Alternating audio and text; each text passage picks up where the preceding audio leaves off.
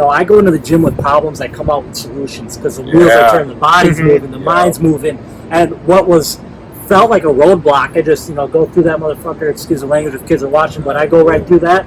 And I feel invincible. You guys are talking about that natural high. Yeah. There's no better natural high. Some people shoot up for it, snort it, smoke it, but when you go into the gym, there's no better natural high than putting yourself through discomfort through every single rep, a little bit of pain. You're bringing up the focus aspect. You're on the treadmill, you're doing a rep here. Can you do another one? Can you do another one? Can you do another one? Progress. Exactly. You feel so damn good about yourself there. One day at a time. How can I move the needle at work? How can I move the needle in my relationships? How can I? People, I'm like, listen, this is hard. Success isn't born overnight. Like, you gotta sacrifice. You gotta give up. You gotta. I mean, myself, like, I have a lot of friends, and I'm constantly being like, you know how much I love you. I'm trying to keep connected, but I can't be going out every night. I can't. Like, I'm building multiple brands, and I'm busy, and that's hard to do. Especially, but I try to allow myself to make time.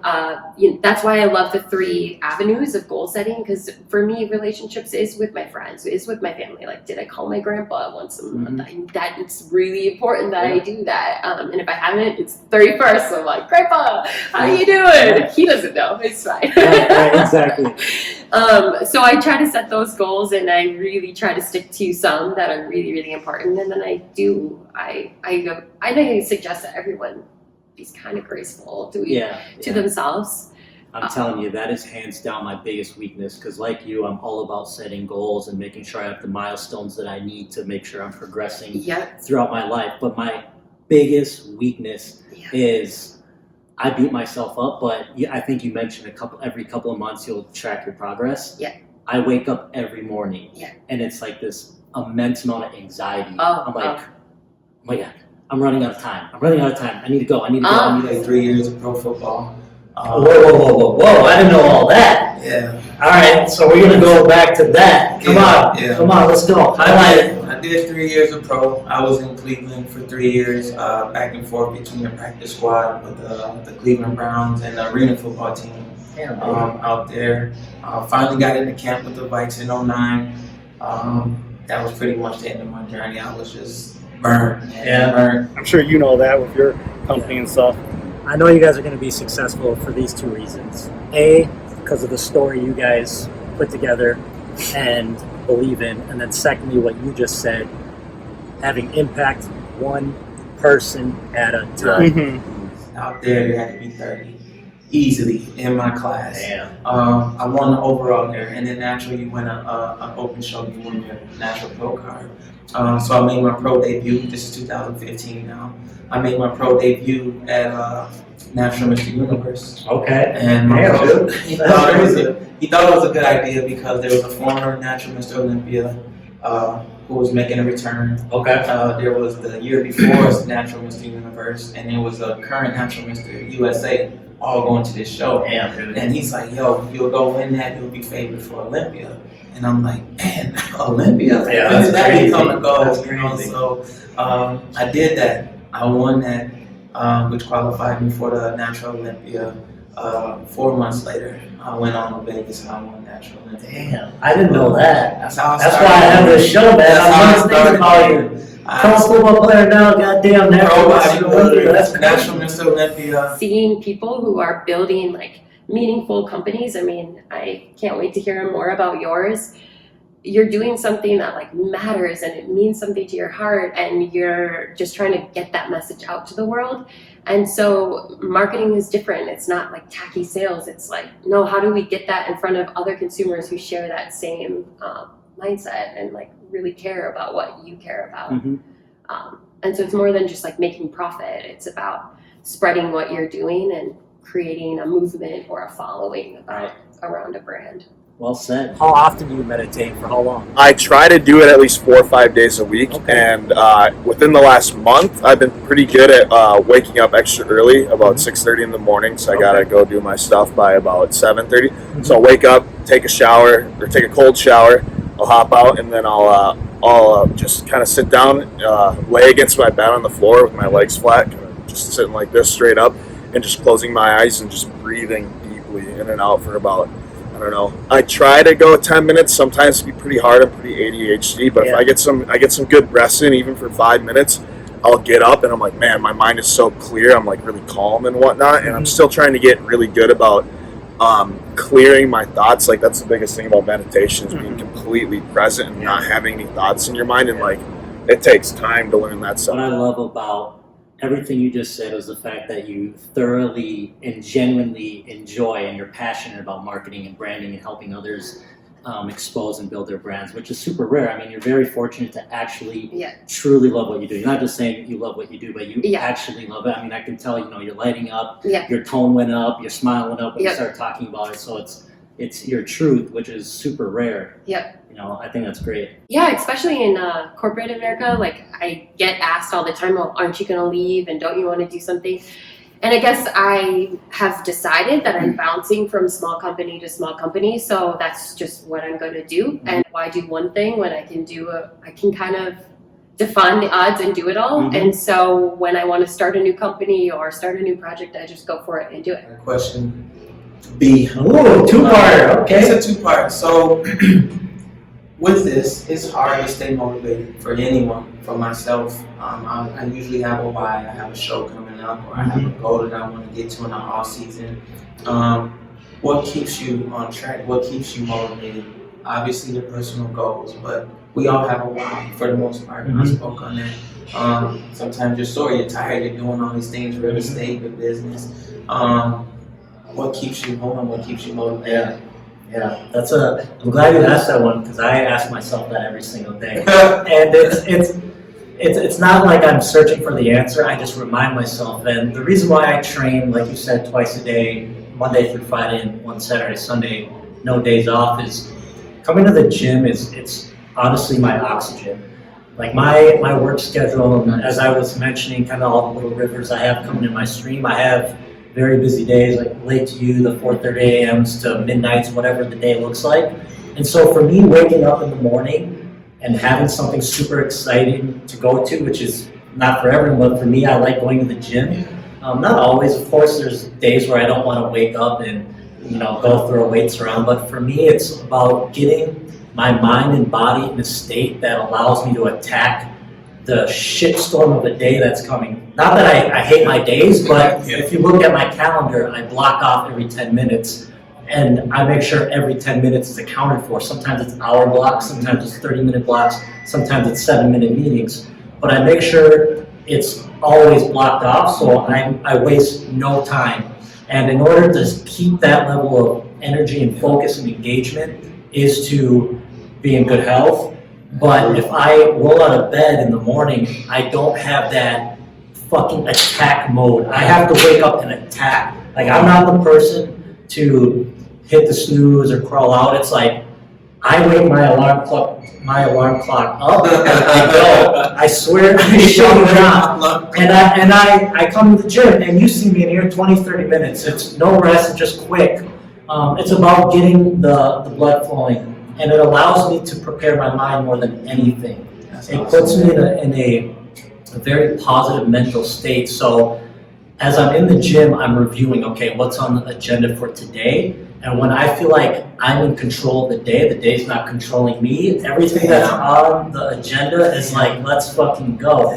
You know what I mean? So that is awesome, man. Like if you're laying in bed at home and you're like depressed or something, it's a slippery slope.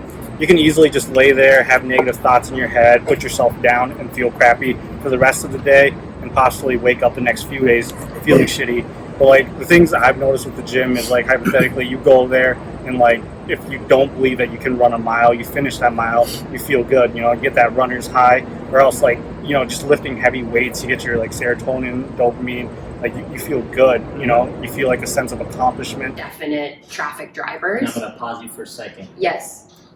Because I want clarity for myself and probably the people watching. As you're going through your routines and how you go about attacking goals, is this personal and business? Personal and business. Okay, I just want to make sure. Personal and business.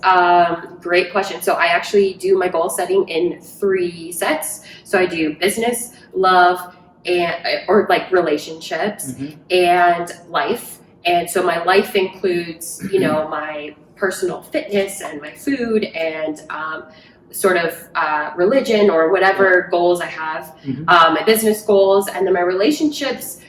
In the past was marriage, and I'm sure we'll get to this, but now I'm single, and so my relationship this year was about myself, rediscovering myself, and finding and setting goals in those 3 buckets. So as I, again, go through like, okay, what worked well in all of those, and I like to focus there first, because I think focusing on what worked well and doing more of that is good. And then it's like, what didn't work so well, and why, and asking yourself those tough questions. I come from nothing, man, and I've always been playing catch up. All my life, I've been playing catch up. So I've always had that underdog mentality. I've always had that hunger for more, you know, and every milestone, everything I've accomplished, I've never been satisfied. So the work ethic is one. And I think that's a huge blessing. Like, it's interesting debate because there's always 2 sides of the coin, at least. Maybe there's 4 or 5 or 6, but you have the people that come from extreme privilege, and you have the people that are in really tough circumstances. And it's interesting to hear both sides of the coin because there's both pros and cons. But where I'm going with this is, do you think you would still have that drive and hunger if you didn't have such a tough upbringing? I'll be honest, man. I've achieved some success. I've been dead broke, homeless as a kid and as an adult.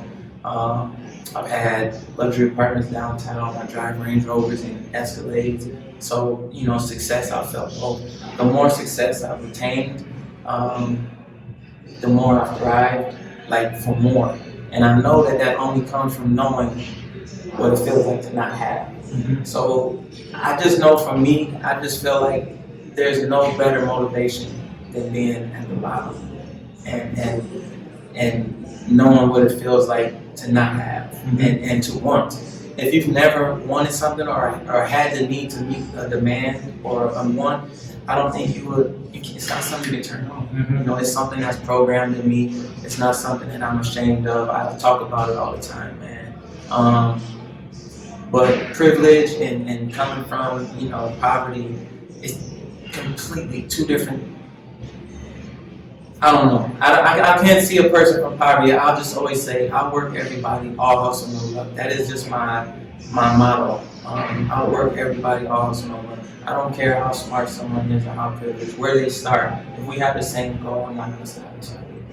And I'll be willing to put my work ethic and my talents against anyone. I'm not the smartest, you know, but I know what it's like to not have. And if you've never tasted that, there's no way that you're willing to sacrifice as much as I am to get to what, you know, that common goal. So to answer your question, man, no. You know, I feel like privilege is something that you can get used to. And anytime you get used to something, that's going to kill that hunger, you know, that satisfaction.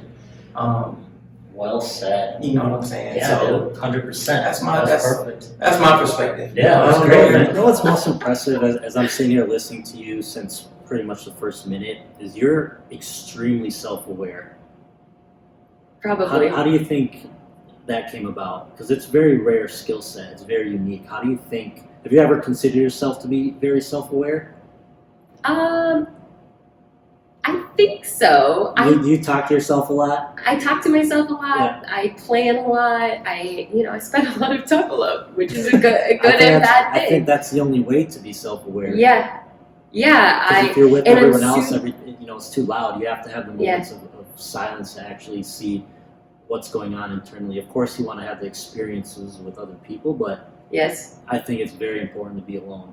I do too, and I'm super extroverted, so my energy comes from other people. Okay. Which is interesting. A lot of extroverts don't spend enough time alone. But like Alex was talking about, like we need a purpose behind it. Yeah. We need a reason why behind it. Anyone can come up. Anyone can come up with a name, slap it on a T-shirt, but how far is that really going to get you? You know what I'm saying? Yep. So it's just like we wanted to have something stand for it. And then also, like, we believe that, like, mental health is such a growing issue. Yeah. And we want to make a difference in the world.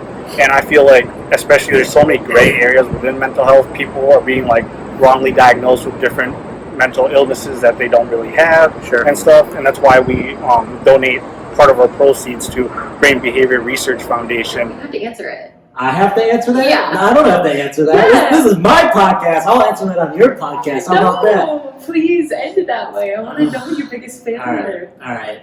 Well, Your biggest my biggest fears. I mean, it's not too different than what you mentioned. I'm a big fan of ensuring that I'm constantly moving towards my greatest potential and my full potential as well. So, my biggest fear is a couple.